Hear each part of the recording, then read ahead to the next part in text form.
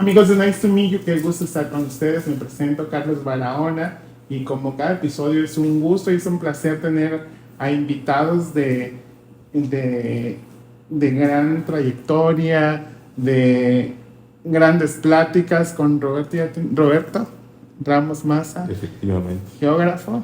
Geógrafo. Pues ya tiene varios años que te conozco. Sí.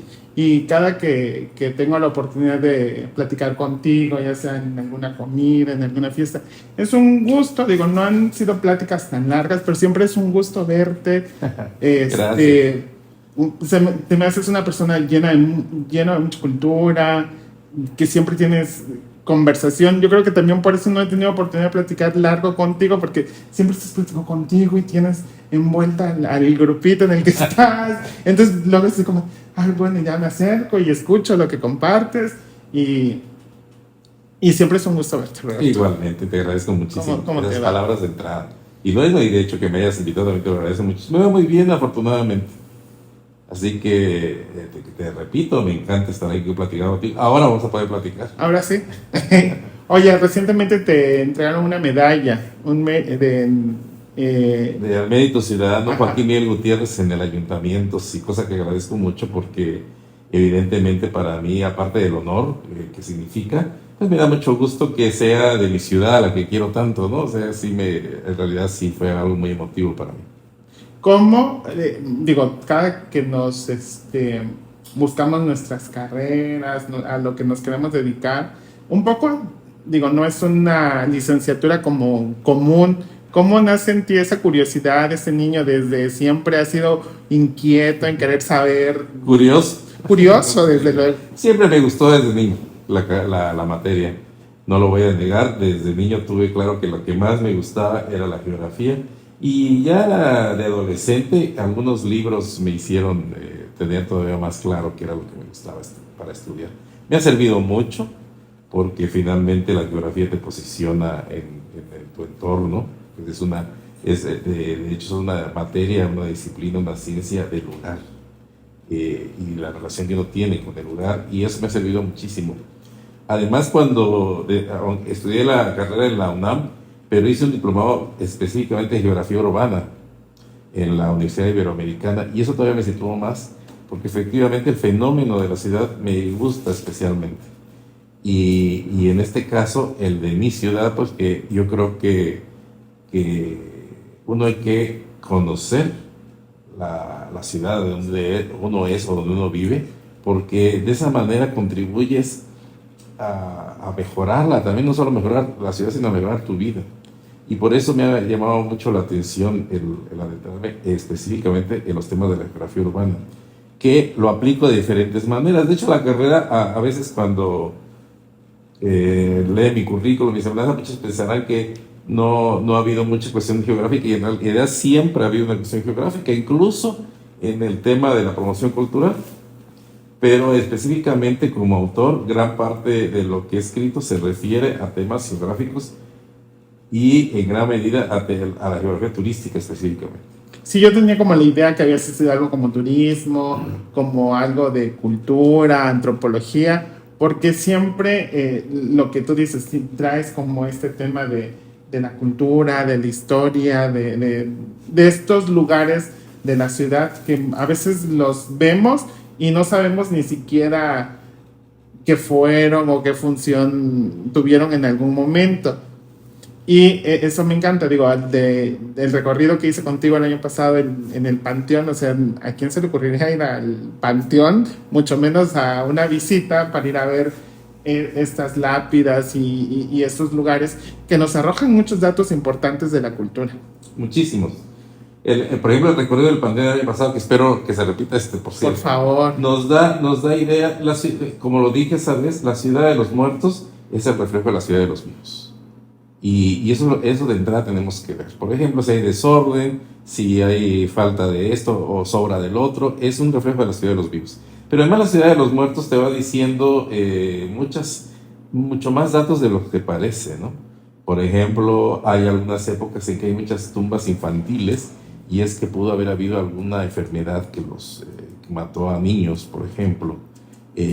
También vemos cómo no todas tienen la simbología cristiana porque, bueno, son de otra religión o no tienen ninguna, en fin.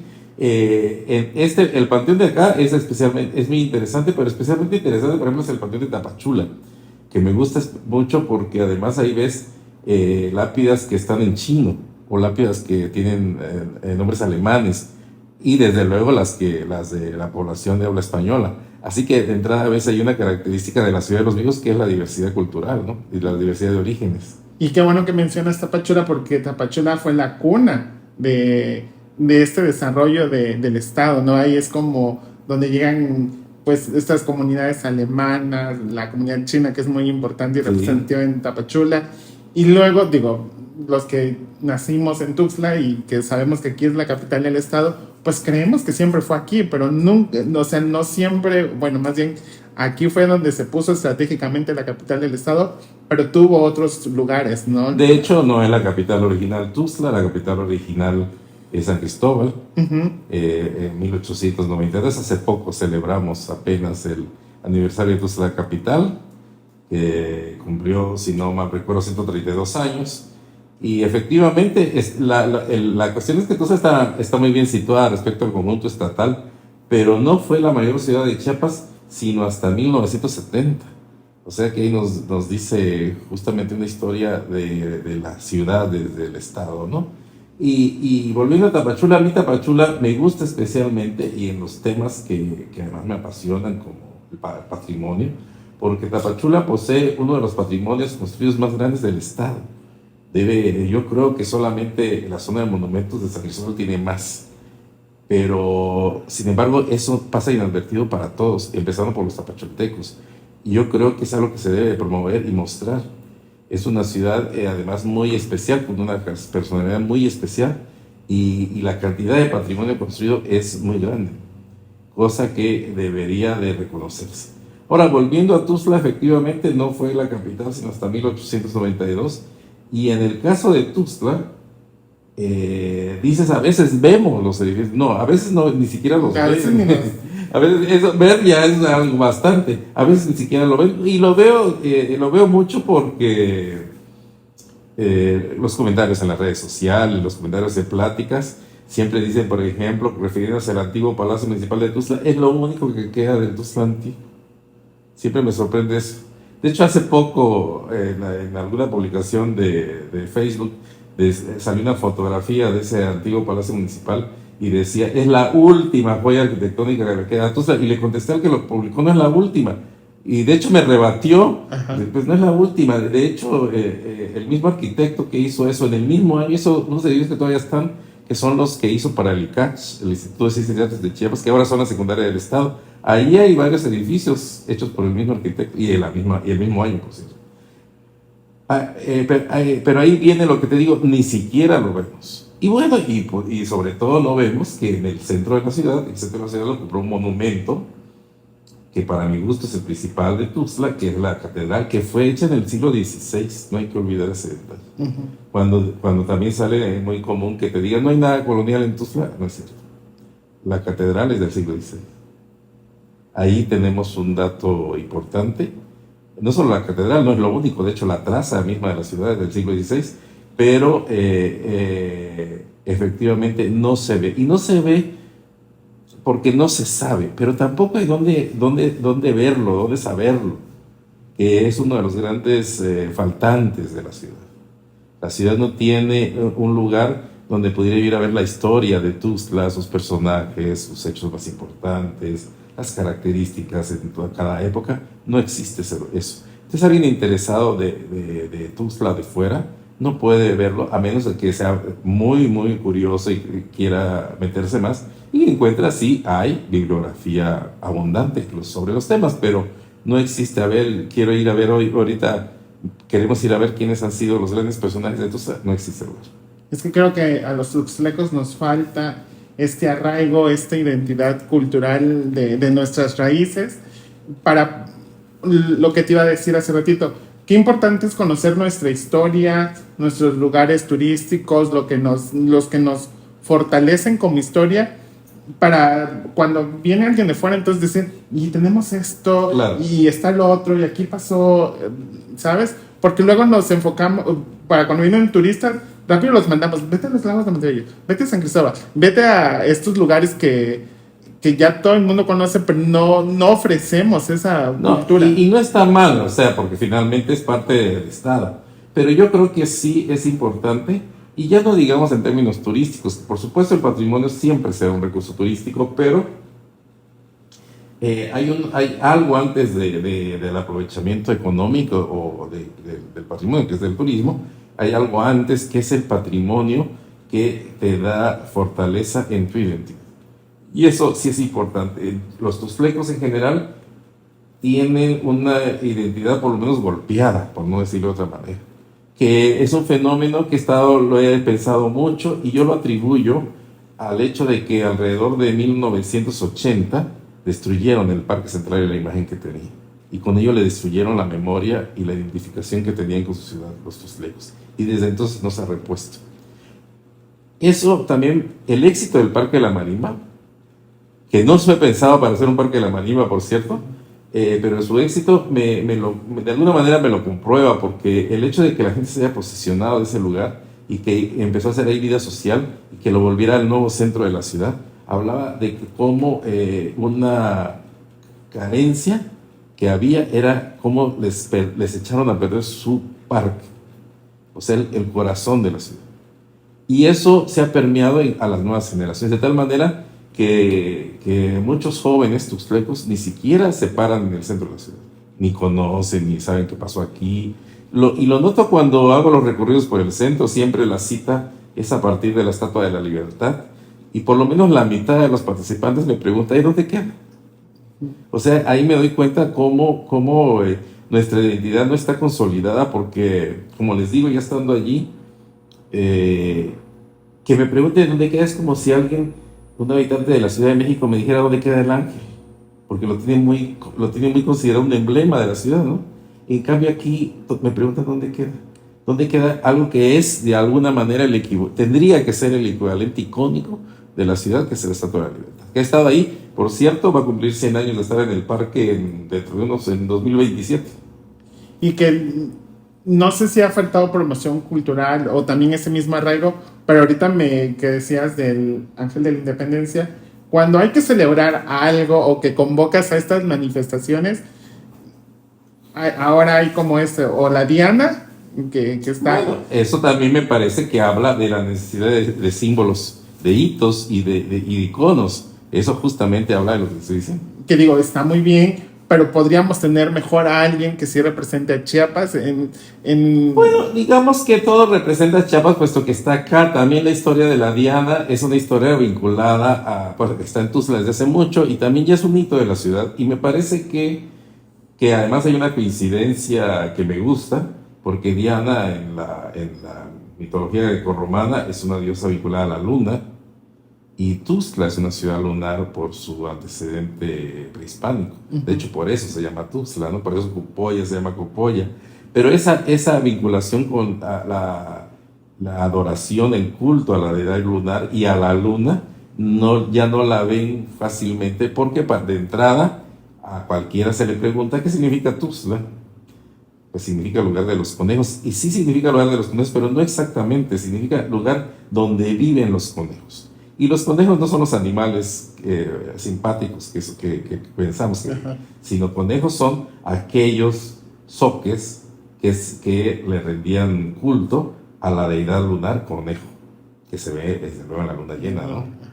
Y de hecho hay una vinculación directa con el nombre de Copolla, porque Copolla, que tendría que ser Copollá, por cierto, es la luna superior, la luna que está arriba, la luna que está por encima de nosotros. Eso más o menos significa Copollá, y efectivamente la meseta está arriba del valle donde vivían los conejos que adoraban a la deidad lunar conejo.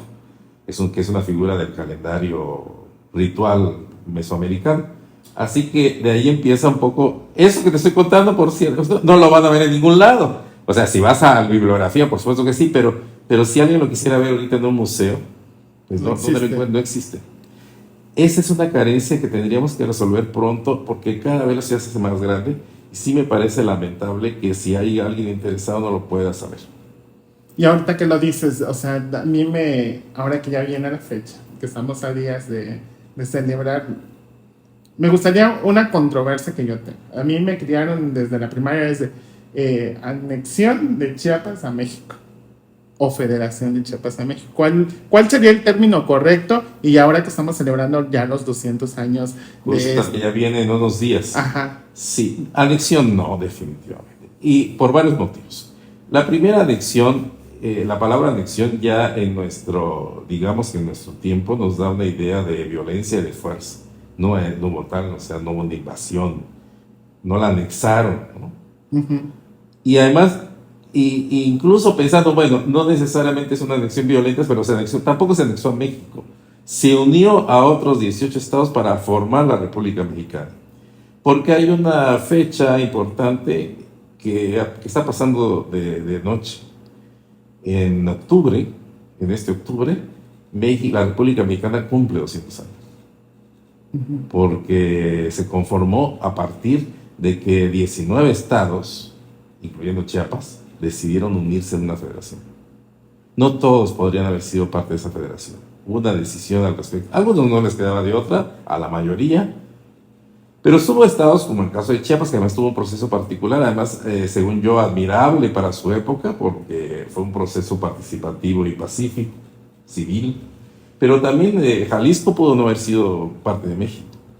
Jalisco pudo haber hecho otro país. ¿En qué parte La Nueva Galicia pudo haber sido otro país. Y sin embargo decidió unirse a México. O sea, lo que pasó hace 200 años es que 19 estados decidieron formar la República Mexicana, así como 5 estados decidieron formar la República Federal de Centroamérica, que eran las dos opciones que tuvo Chiapas hace 200 años. O la República Mexicana o la República Centroamericana. Que también ahí viene un mito, porque siempre cree la gente que es México-Guatemala, y no es cierto. Porque siempre piensan en la Guatemala actual. Claro. Ajá. ¿Cómo tú que has estudiado esta parte de la historia y que además estás presentando un libro acerca de esos años, y se llama así, ¿no? 1821, 1824, los años decisivos, porque bueno, fueron evidentemente decisivos, ¿verdad? Pero bueno, y es un libro pequeño, un opúsculo lo llamaría exactamente, que trata de una manera muy sencilla y muy corta esta historia, justamente para contrarrestar estos mitos o esta ignorancia al respecto. El libro se lee en 15 minutos, 20 minutos, pero además en la edición que estoy presentando, que realizó el Consejo Estatal para la Cultura y las Artes, tiene una cosa que me parece muy importante. Vienen los documentos y además la transcripción de los documentos, porque poner el documento, iba a decir, no lo puedo leer porque la escritura es antigua, exacto. No está borroso, pero la escritura antigua, manuscrita, que ya muchos ya no leen, pero está transcrito, o sea que se pueden enterar cómo fue el acta de independencia, cómo fue el acta de federación. O sea, pueden ahí también ver cómo hay una serie de mitos. Por ejemplo, circuló hace algunos años el mito de que ya al cumplir los 200 años acaba el periodo y hay que hacer otro proceso, cosas por el estilo. No es cierto. Ahí pueden ver cómo ni siquiera hay condicionamientos, porque, como te digo, no se estaba uniendo a México, se estaba uniendo a otros 18 estados para formar México. Roberto, Chiapas en su vasta riqueza natural y cultural, ¿cómo era antes? O sea, obviamente estábamos en el mismo territorio, pero aquellos habitantes eran así ¿para dónde estamos mejor? Pues bueno, es que en ese momento, evidentemente estamos hablando, según las cuentas de 1824 y lo que pusieron justamente en el acta, Chiapas no llegaba a los 200,000 habitantes. O sea, estamos hablando de una población menor a la que tiene ahorita San Cristóbal de las Casas. En todo el estado. Y era una población mayoritariamente indígena, que hablaban, pues, por lo menos las actuales 12 lenguas originarias que se consideran en este momento. Tal vez alguna que otra no, porque pueden ser por productos de migraciones ya en la época independiente. Pero de todas maneras es una variedad enorme. Y había, sí, desde luego en las ciudades principales, muy pequeñas todas, había una élite social, política, económica, que se consideraba ladina. Y se consideraba ladina porque el término ladino viene de latín, o sea, la población que hablaba español. Esta élite en Comitán, en San Cristóbal, en Tapachula, en Tuxtla, en Chiapas, fue la que finalmente dirigió, digamos, condujo este proceso, aunque yo sí creo que haya habido mayor participación de lo que les podría creer. Así que era Chiapas un estado, para empezar, de grandes fincas, siempre lo ha sido. El mundo de la finca es lo que ha definido en gran medida la personalidad de Chiapas, un estado básicamente más ganadero y que estaba muy alejado de las grandes rutas comerciales, de las rutas comerciales del lado de la Nueva España, de México y también de las centroamericanas. De hecho, el estado como tal, la provincia de las Chiapas, era todavía muy joven.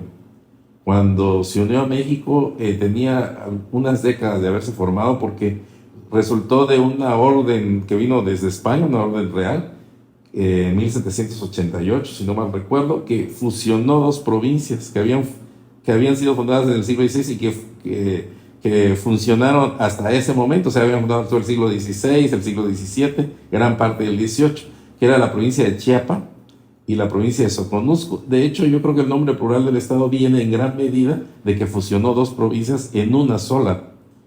Y esa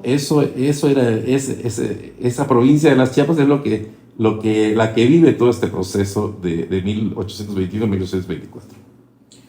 Que fue pues, como el primer proceso democrático en el bien digamos de la sociedad, por así decirlo.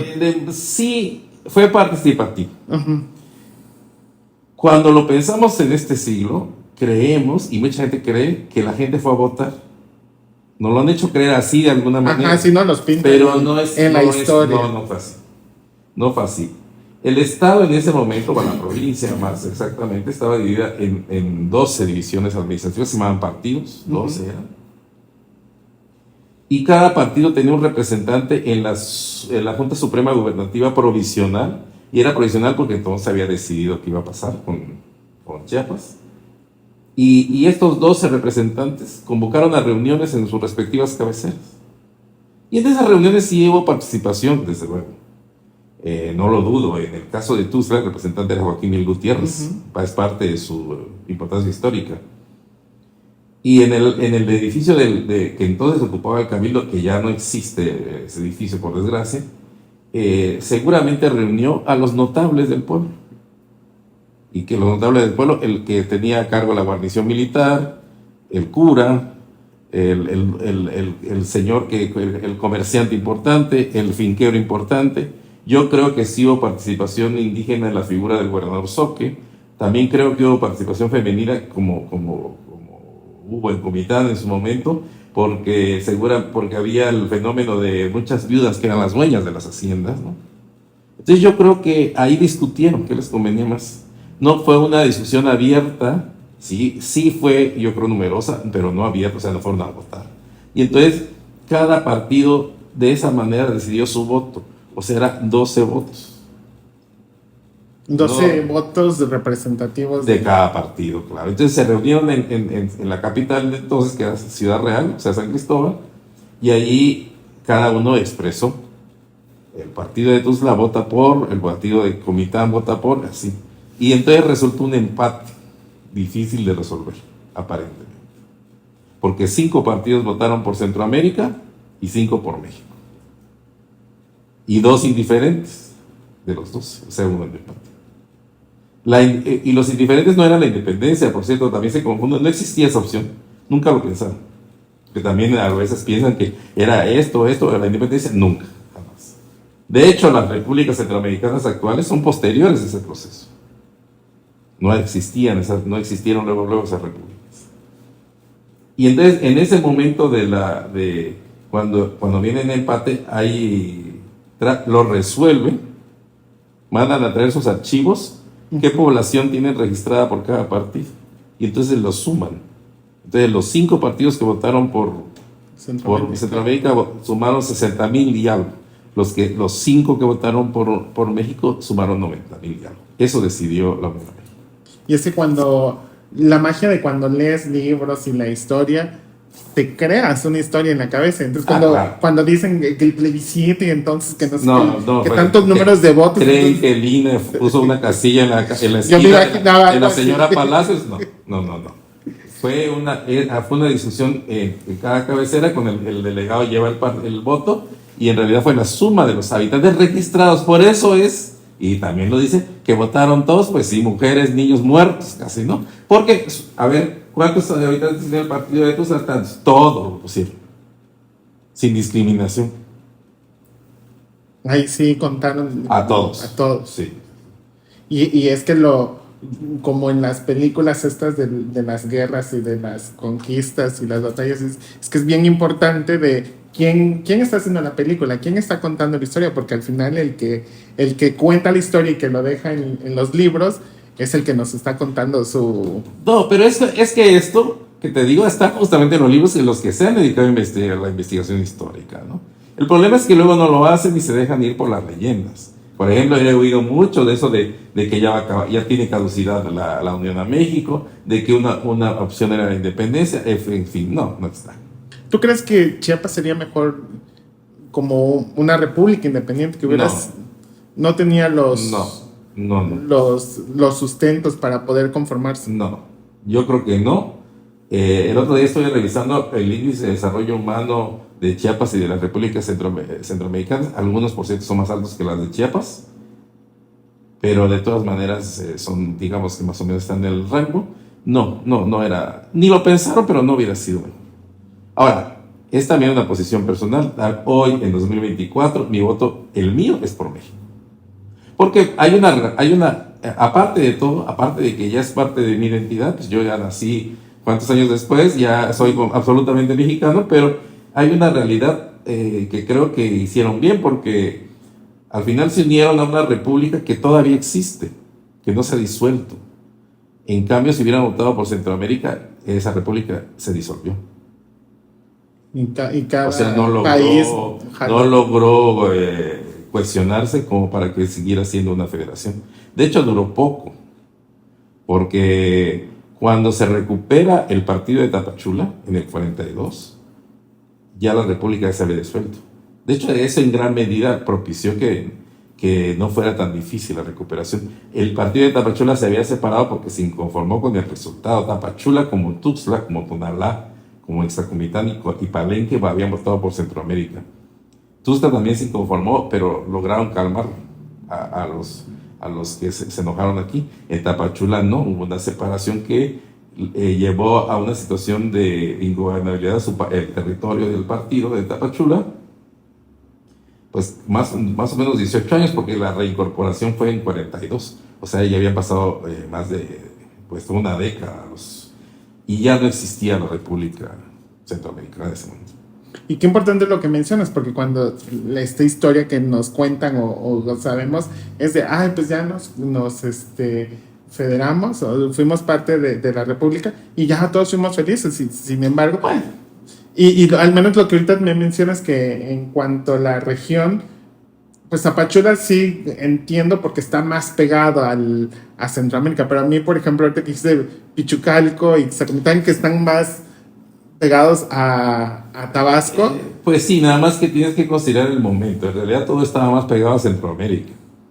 Porque, por ejemplo, Iztacomitán colindaba, sí, con la provincia de Yucatán, porque Tabasco, en gran medida, que después se hizo un estado, que en ese momento además fue un estado ya, pues era un estado muy poco poblado, para empezar. Y realmente los vínculos comerciales eran con Centroamérica. De hecho, los vínculos con Centroamérica nunca han terminado. Todavía hasta fines del siglo XIX y principios del XX, muchísimos muchísimos es una exageración, pero gran parte de los que iban a estudiar una carrera se iban a estudiar a Guatemala, no a México. Y los vínculos económicos, familiares permanecieron y permanecen todavía. A veces ocultos, pero permanecen. Hay familias de los dos países. Así que yo creo que uno de los errores actuales de la sociedad chiapaneca y de las instituciones chiapanecas es considerar nuestra vecindad con Centroamérica y especialmente con Guatemala a veces un problema, cuando yo creo que debería ser al contrario, una oportunidad. que yo revisaría eso hacia el futuro de Chiapas.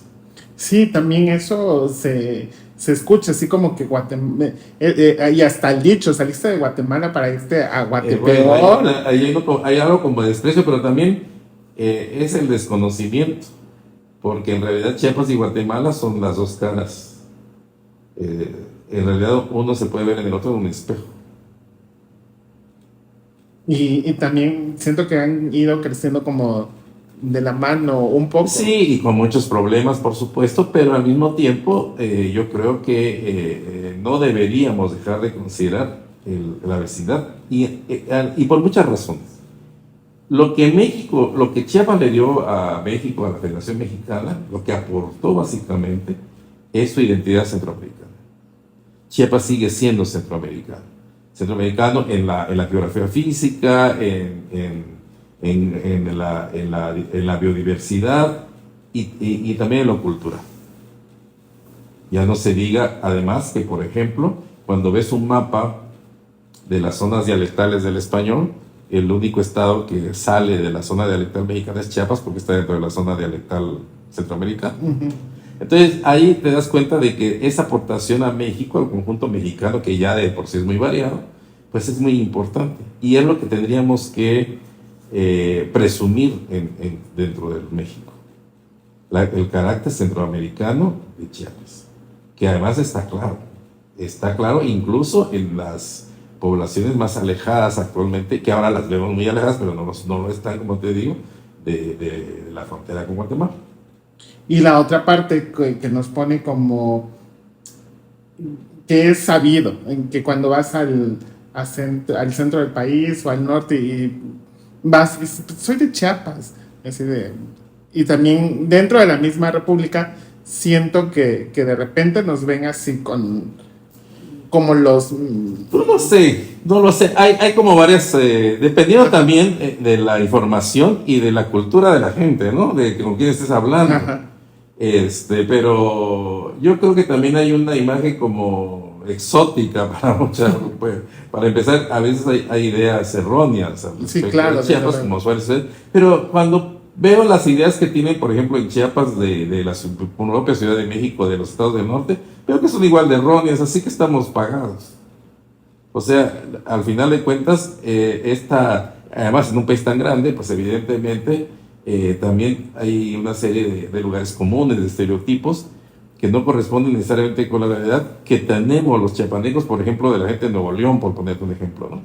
Sí, que luego ellos son así. Bueno, pero tenemos igual, o sea, ese fenómeno se da en sentido contrario, pero no lo creo especialmente en Chiapas, y para muchos, sí, eso sí también he visto, porque además he trabajado en el ámbito, para muchos Chiapas es el estado más bello y es un sueño conocerlo. Y eso sí lo he visto también, también es real. Sí, también gente de otros países que específicamente vienen a... Indudablemente, porque además Chiapas tiene por lo menos, dos atractivos que son realmente de los mejores del mundo. Por lo menos tiene dos, que es el Cañón del Sumidero y la zona arqueológica de Palenque, que de hecho es patrimonio de la humanidad, aunque tampoco lo presumamos como tal, porque realmente pocos chiapanecos saben que sí hay un lugar en Chiapas que es patrimonio de la humanidad, y ese es justamente Palenque. Y que Palenque es como de estas culturas Sí. que pareciera que ya las conocemos, pero constantemente nos están revelando. Nunca se acabará, pero Palenque está en la primera liga de sitios arqueológicos en el mundo. Palenque es del deslumbrante como Angkor en Camboya, o como Petra en Jordania, o como cualquiera de los grandes sitios arqueológicos grecorromanos en el Mediterráneo. Palenque está en la primera línea. Y el Sumidero igual. El Sumidero es uno de los lugares más deslumbrantes en términos físicos, paisajísticos del mundo. Que por cierto está en Tuzla, cosa que cuando a veces la gente, porque también lo oigo, en Tuzla no hay nada que ver.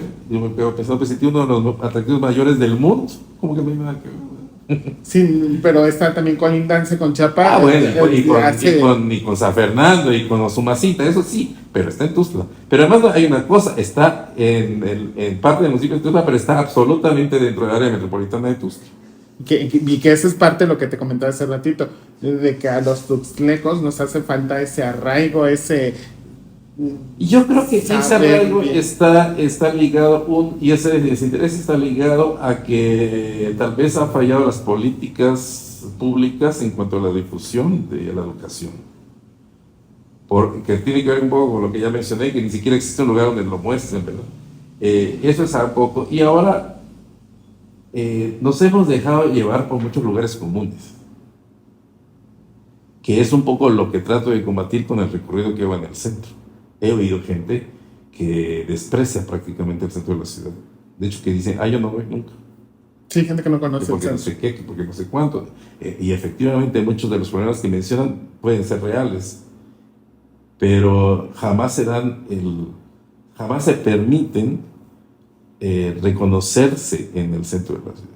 Y yo siempre he creído que si no te reconoces en tu ciudad, si no la conoces, pues hay ahí también un problema de amor propio, porque finalmente vives acá.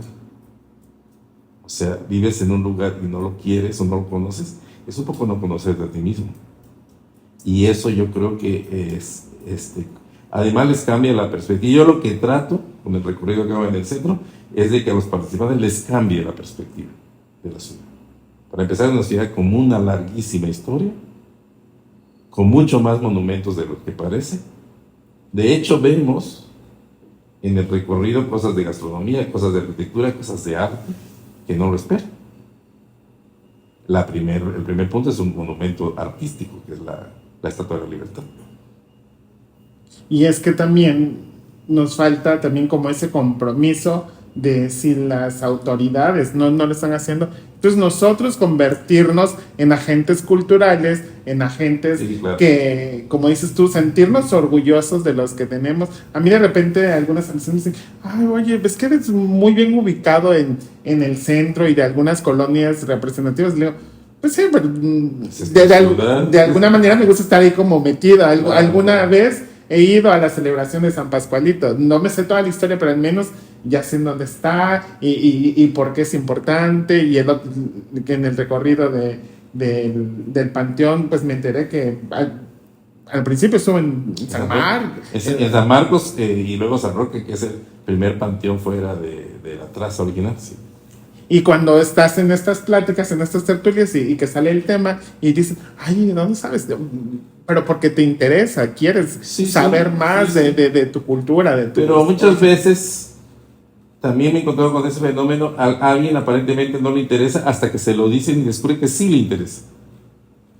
Pero ahí es donde también falla esto que menciono de las políticas públicas al respecto desde las instituciones. Sí, porque si no creas también como esa necesidad de querer saberlo, pues tampoco... Ahora, yo creo que, por ejemplo, en los últimos años, y lo aprecio mucho, la institución de cultura del municipio ha hecho bastante en esta cuestión, sobre todo en términos gastronómicos, por cierto. Uh-huh. Esas ferias que hacen del Nucú, de la Cuchunú, eso me parece muy importante. Sí, y qué padre, porque eso nos lleva, y regresando a estos 200 años de Federación de Chiapas a México, de realmente sentirnos orgullosos de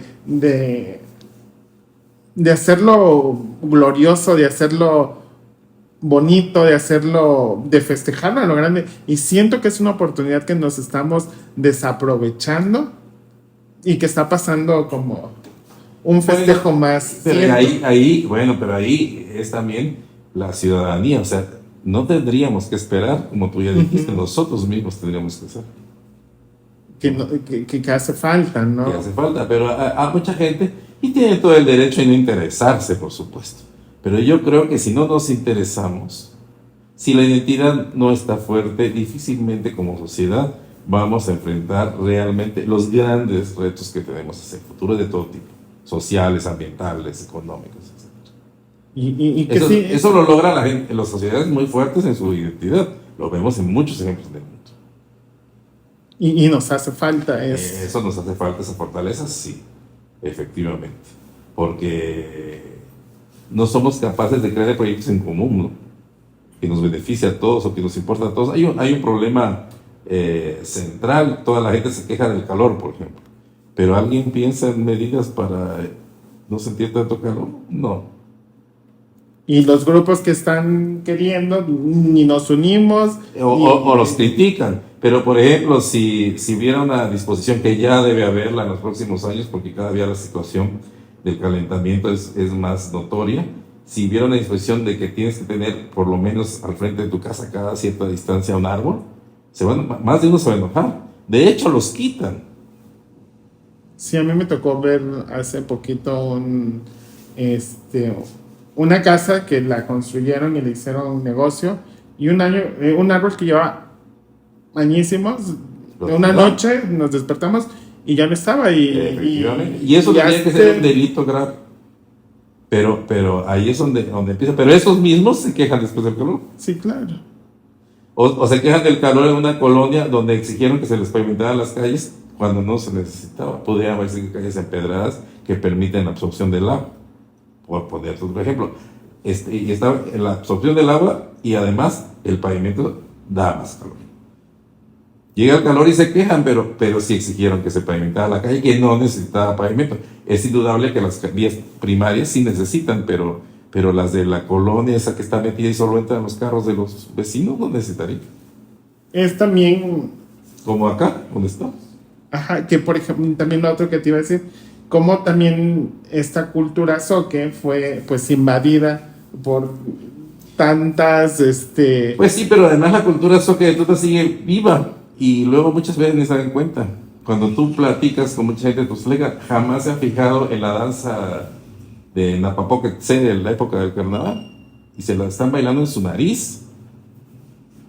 Y está viva en lo que come. Mucha gente lo come y no se da cuenta que se está comiendo una comida antiquísima. El mismo pozol, ¿no? Uh-huh. Pero ahí volvemos a... Nadie se los ha dicho. No lo han querido saber, pero tampoco nadie se los ha dicho. Ni tienen cómo saber. Ahí sí hay un problema que creo que tiene que ser de política pública, resuelto desde las políticas públicas, aparte de las intenciones personales. Roberto, antes ya para irnos despidiendo, tu libro, ¿dónde lo podemos encontrar? Estás ahorita como terminando estas presentaciones dentro del estado, pero ¿dónde lo podemos encontrar? ¿Dónde podemos...? Supongo que lo va a tener con Inculta a la disposición. Aquí se va a presentar el viernes 13 de septiembre a las 6 de la tarde en el Museo del Café. Entrada libre y ahí mismo va a haber libros, así que ahí lo pueden, si quieren, ahí va a estar. Y supongo que después con Inculta lo pondrá a la disposición de alguna manera. Ok, ¿algo más que quieras compartirnos? Sabemos que al menos una vez al mes estás haciendo los recorridos, los senderos el Sendero de la Memoria, como le llamó ese recorrido, por los 4 bares originales y San Roque. Si a alguien le interesa, me puede contactar por mis redes sociales. En todas me llamo como me llamo, o sea, Roberto Ramos Más. No van a encontrar que me ponga otro nombre, como luego sucede con muchos, pero sí, Roberto Ramos Maza, en todas, pero principalmente en este caso lo hago publicidad en Facebook, pero igual me ponen en Instagram, en Twitter, en Threads, en todo. Ok, ¿algo más que nos quieras compartir? ¿Va a haber este año recorrido por el Panteón? Espero que sí. Tengo que entrar ya en pláticas con los que puedan organizarlo, pero espero que sí. Espero que sí, porque además el año pasado fue muy exitoso. Fue corto porque la propia disposición del Panteón nos obliga, ¿no? Pero yo espero que sí. Alrededor del Día de Muertos, por supuesto. ¿Algo más que nos quieras compartir? Bueno, que conozcan a su ciudad, que aprendan lo bueno, o sea, que señalen lo malo, que ayuden a corregir lo malo, que aprendan lo bueno. Por ejemplo, siempre lo digo y siempre lo menciono en términos de promoción turística, ¿por qué no dicen que Tuxtla es una de las ciudades del país con la mejor, más espectacular floración de los árboles? No he visto nunca un folleto, una espectacular donde estén las flores en todo su esplendor, que es una de las características de Tuxtla. Que vean lo bueno y que además lo bueno además lo multipliquen. La floración, por ejemplo, se multiplica sembrando más árboles. Y así hay algunas calles que cuando no están floridas son unas calles comunes y corrientes, pero hay calles que se vuelven, en esa época, algunas de las calles más hermosas del país. Sí, que aparte nos dan algarabía. Bueno, y está lo de las aves, que es una ciudad que tiene especialmente, como pocas ciudades en México del tamaño que tiene además, donde ves parvadas de cotorras en el centro de la ciudad. o tienes es también una ciudad que de las pocas, si no es que la única capital estatal que tiene selva en su centro. Vamos al Jardín Botánico, es una selva y está en el centro de la ciudad. Claro. O sea que yo creo que sí tiene muchas cosas que ver, y yo creo que hay que ver eso, hay que ver lo bueno, hay que señalar lo malo para tratar de mejorarlo, y también mejorar lo que está bien, pero que necesita a veces una limpieza, un acomodo, lo que fuera, ¿no? Sí, como... Ahora, porque finalmente la ciudad es tu casa. Yo digo, ¿por qué? En tu casa supongo que arreglan lo que está mal, ¿por qué el resto de la ciudad no? Claro, y embellecerla es, al final de cuentas, tarea de todos. Y lo que te decía hace un ratito, comprometernos en convertirnos un poquito como agentes culturales para poder... Por supuesto, y tratar de ver cuál es la fiesta de mi barrio, qué danza soft que se baila. Lo pasa en las narices muchas veces de la gente y no se da cuenta. Sí, o lo vemos y decimos, ay, Ay, qué chistoso. qué chistoso. Sí, claro. Roberto, antes de irnos, me gustaría que escojas una pregunta. A ver. Así saco con... Una, así como de concurso de misas. Estoy. En tu lista de deseos, ¿cuál ocupa el primer puesto? Indudablemente el que el Museo Conejo del Juguete tenga un lugar fijo y pueda disfrutarlo toda la gente y sobre todo los niños de Tuxtla. Que el Museo Museo del Conejo Museo Conejo del Juguete, sí. es un proyecto, cuéntanos tanto. Bueno, es un proyecto que ha surgido a partir de que mi colección de juguetes es amplísima. Lo he logrado exponer en el Museo Regional de Chiapas ya 2 veces. Ahí ha habido una parte mínima, pero ha sido muy exitosa en varias ocasiones. Y mi mayor deseo, como dice aquí el primer puesto, es que se consiga un lugar, un edificio donde pueda quedar de manera permanente y lo puedan ver cualquier día del año los tuxtlecos y los visitantes, y sea parte de la red cultural de Tuxtla. Y es que en esa exposición encontramos juguetes... 100 años más o menos de juguetes, porque los más antiguos son de los años 20 del siglo pasado. Sí, digo, yo ya vi una vez una parte de esa colección y sí dices, ay, qué bonito, qué bueno que existan esos recuerdos. Sí, me gusta mucho por eso, y yo creo que el derecho al goce es uno de los derechos humanos fundamentales, y esa colección en las exposiciones es parte de cumplir ese derecho que todos tenemos. Y que independientemente de nos reconecten a alguna parte de la infancia, sí, claro. Nos reconectan a nuestros abuelos. ¿Qué es? Sí, lo vi en la casa de mi abuela, estaba en la casa de mi tío, no sé qué. Y lo que he observado es que muchos papás les dicen ya a sus hijos, con este juguete de mí. Y ya los niños de hoy se dan cuenta de los juguetes de los papás y cosas así, ¿no? Sí, porque ahora el único juguete que muchos niños tienen es un iPad o un teléfono en la mano. No deja de ser un juguete, pero que supongo que en el futuro ese Museo del Conejo, que espero que se concrete, tendrá también esos, porque es una realidad, ¿no? Sí. Pues muchas gracias, Roberto. Vamos a estar pendientes de tu libro, de tu presentación del libro aquí en Tuxtla y de todos los proyectos que sigas teniendo, porque nos encanta también empaparnos de esa cultura de la ciudad. Muchas gracias.